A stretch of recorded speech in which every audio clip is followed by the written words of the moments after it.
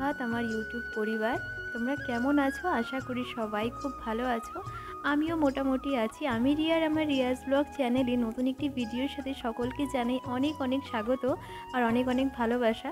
তো এটা 8 তারিখের ভিডিও হচ্ছে, মহাশিবরাত্রির দিনকে সকাল সকাল উঠে স্নান টান করে ঠাকুর ঘরে যে আমার নিত্য কাজ থাকে, ঠাকুরের বাসনপত্র ধোয়া, আর আজকে একটু বেশি কাজ ছিল, যেমন কি কাঁসার বাসনপত্র বের করা। আর আমি 8 তারিখেই উপোস ছিলাম, কেন কি আমি প্রতি বছরই শিবরাত্রির রাতটা কভার করি, কিন্তু এই বছর কি হয়েছে, এই বছর আমি 4 প্রহর জল ঢালবো বলে মনে মনে সংকল্প নিয়েছি যে এবার আমি 4 প্রহরই জল ঢালবো। কোনো বছরই 4 প্রহর ঢালি না, এক বেলায় যেই সময় শিব চতুর্দশী লাগে সেই সময় বাবার মাথায় জল ঢালি।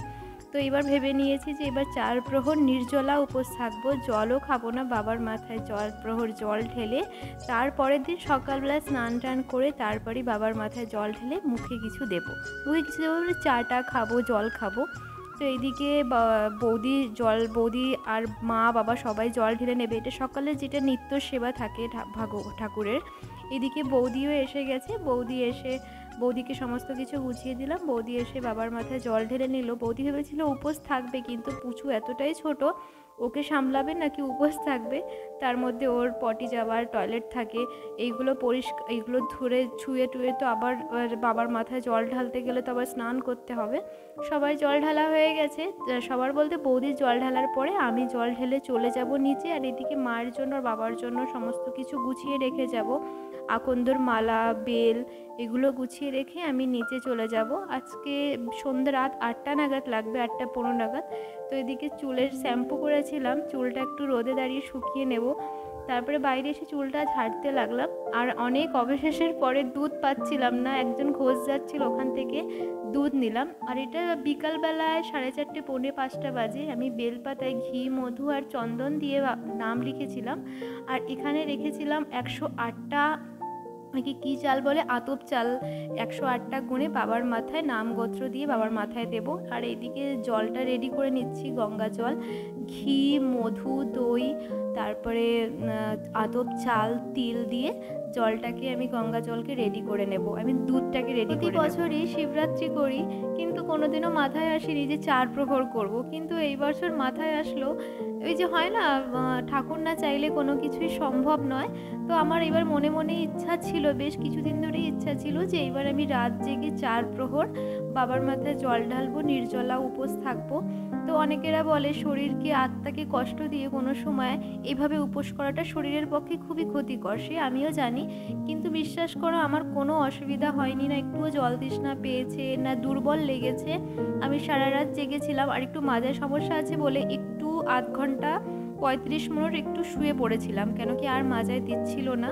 শরীরকে কষ্ট দিয়ে তো কোনো কিছুই হয় না। তারপরে এদিকে মন্দিরে যাব বলে আমি ডালাটা সাজিয়ে নিচ্ছি, আর এদিকে বাবার জন্য একটা পৈতে নিয়ে গেছিলাম। প্রতি বছর লাল কার নিয়ে যাই, কিন্তু এবার পৈতে নিয়ে গেছিলাম। দেন আমি আমার সমস্ত ডালাপালা গুছিয়ে নিয়ে এবার যাব, রেডি হব। বৌদিও যাবে, বৌদি পুচুকে নিয়ে যাবে, বাট কিছুক্ষণ থাকার পরে চলে আসবে। আমার আসতে হয়তো অনেক দেরি হয়ে যাবে। এদিকে ফুল টুল সব কিছু তৈরি করে নিয়েছি, এইবার যাই আমি একটু নিচে রেডি হয়ে আসি।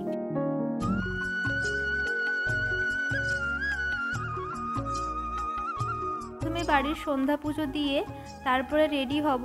তো এইদিকে পুজোকে বৌদি রেডি করছিল, আমি বললাম ততক্ষণে আমি আমার বাড়ির সন্ধ্যাটা দিয়ে দিই। এইদিকে রেডি হয়ে গেছি, চুলটা বাঁধবো। চুলের ক্লিপটা এতটা এটা হচ্ছিল, বারবার চুলের ক্লিপটা খুলে যাচ্ছিল। আমার যেখানেই যাই না কেন আমার চুল বাঁধতে প্রচণ্ড দেরি হয়। আর এখানে যেই মেন জিনিস, টাকার ব্যাগটাই নিতে ভুলে গেছিলাম, আবার সেইটা নিতে আবার গেছি। আর আমি মন্দিরে এবার খালি পায়ে গেছি, পায়ে চপ্পল পরে তো প্রতি বছরই যাই, এইবার না অনেক কিছুই মনে মাথায় এসছে, তাই করেছি, হয়তো ঈশ্বরই করিয়েছে তাই করেছি।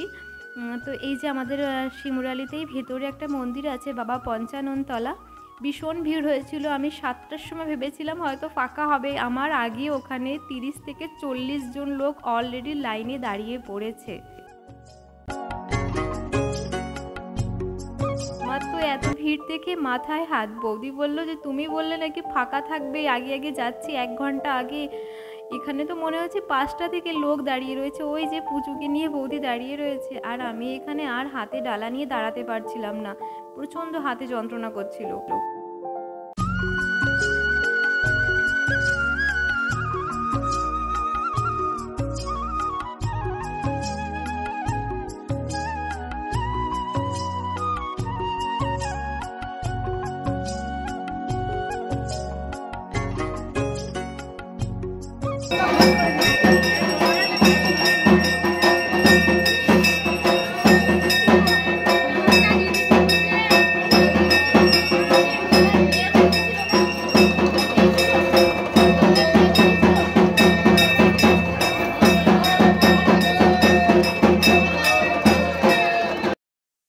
এখানে একটা মুদিখানার দোকানের চাতালের পরেই ডালা নিয়ে বসে পড়লাম। হাত আর দিচ্ছিল না, আর চোখ মুখের অবস্থাটা দেখতেই পাচ্ছ।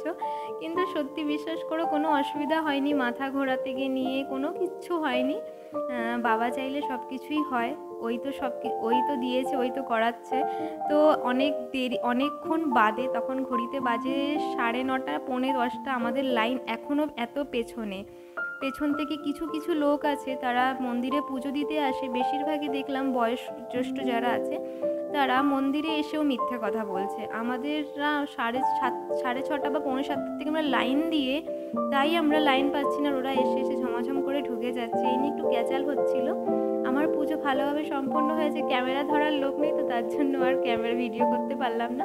পুজো দেওয়া হয়ে গেছে। আর এই রেল লাইনের যে পাথরের পরে পায়ে এতটা ব্যথা লাগছিল, কিন্তু তাও বাবা মহাদেবের নাম নিয়ে চললাম বাড়ির দিকে। তো এদিকে ট্রেন ঢুকলো, রেল লাইন পার হয়ে ওই পারে যাব, দিয়ে দেন একটু জামা কাপড় চেঞ্জ করে হাত মুখ ধুয়ে তারপরে দ্বিতীয় প্রহরের জন্য রেডি করব। তো এখন যাচ্ছি উপরে আমার তৃতীয় প্রহরের পুজো দিতে। তখন 11:30 বা পৌনে 12টা বাজে। তো আমার না রাত হলে না, একটু অন্ধকার ঘর হলে না আমার ভীষণ ভয় লাগে, ভয়ও করছিল। আর বাবা মহাদেবের নাম নিতে নিতে ঠাকুর ঘরে গেলাম, গিয়ে তারপরে দ্বিতীয় প্রহরের পুজোটা শুরু করলাম।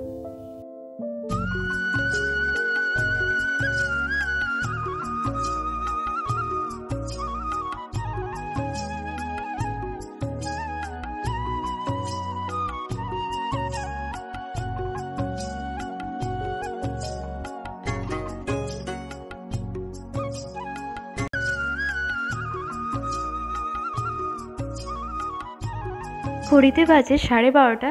তো তৃতীয় প্রহরের টাইম হয়নি, তো 12:32 বা 12:35 নাগাদ আমি উপরে গেলাম। উপরে গিয়ে গোছাতে সেই আমার টাইম হয়ে যাবে। তো দেখলাম ঘড়িতে 1:45 বেজে গেছে। তো তৃতীয় প্রহর অলরেডি লেগে গেছে।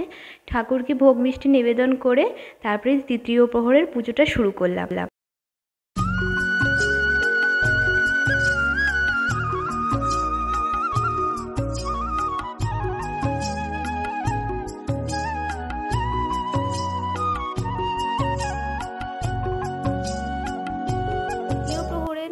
দিয়ে আমি নিচে এসেছিলাম, কেন কি ঠাকুরকে সায়নে দেওয়া হয়েছিল।